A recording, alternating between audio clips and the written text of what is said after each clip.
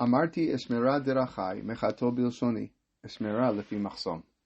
I said, I will guard my ways, so that I will not sin with my tongue. I will place a muzzle on my mouth. David HaMelech in chapter 39 isn't speaking theoretically here. He's making a personal, determined declaration. I know how easy it is to sin with my speech, so I'm going to take radical steps to prevent it. He compares his effort to putting a muzzle, a machsom, over his mouth. That's a powerful image, not just guarding what we say, but preventing the words from forming at all. Why such strong language? Because David knows the tongue is fast. It reacts quicker than the heart. By the time your conscience kicks in, the words have already been spoken and the damage already done. The Midrash explains that this pasuk was said when David was surrounded by mockers and enemies. He was being provoked, insulted, and he refused to respond. Even when the words burned in his throat, even when silence felt like weakness, he said, I'll guard my path by guarding my tongue. There's a teaching from the Chazon Ish that the measure of a person's greatness is not in how much Torah they know, but in how much they are willing to suffer without speaking. It's easy to be polite when people are kind.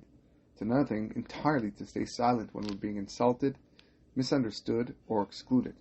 But those moments are the true tests of our spiritual path. And that's so relevant now during Elul.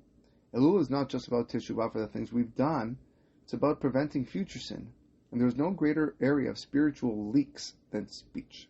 One sarcastic comment, one frustrated outburst, one idle bit of gossip, and suddenly the spiritual climb of Elul is weighed down. Chafetz Chaim writes that a person who makes a sincere effort to guard their tongue receives a special siyata dishmaya, divine assistance, because they are correcting the very organ that defines human uniqueness.